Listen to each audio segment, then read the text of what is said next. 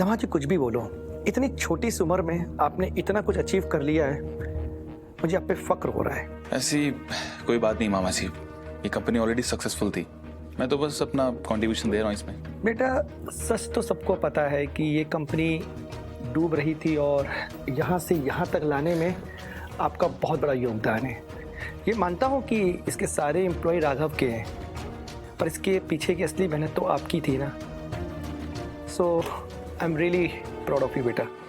और इसी बात का मुझे इनाम भी दिया जीजू ने, मुझे इस कंपनी का पार्टनर बनाया। तो बेटा उन्होंने कोई एहसान नहीं किया, आप डिजर्व करते थे, क्योंकि इसके पीछे की सारी मेहनत तो आपकी है। पर एक बात बताओ बेटा, हुनर तो सबके पास होता है, पर उसको मौका नहीं मिलता है।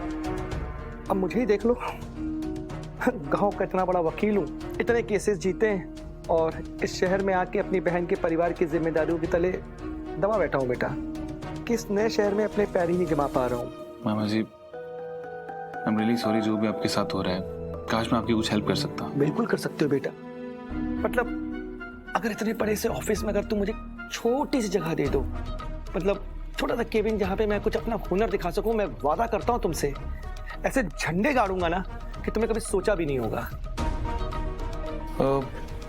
मामा जी वैसे एक लीगल एडवाइजर की वैकेंसी है हमारी कंपनी। अरे यही तो चाहिए था बस। मुझे बताओ मेरा केबिन कहाँ में चलता है? अरे मामा जी एक मिनट बैठिए तो सही, ये सब मेरे हाथ में थोड़ी है, ये बहुत बड़ी पोजीशन है, मुझे जीजू से बात करनी पड़ेगी, जीजू से डिस्कस करना पड़ेगा, तभी जाके सारा पेपर वर्क हो पाएगा ना। अभी तो आप कह रहे थे कि आप इस कंपनी के पार्टनर हैं और सब कुछ आपके हाथ में है। इसका मतलब आप इस कंपनी के नौकर हैं और आपके दीदी और जीजा जी कंपनी के मालिक हैं।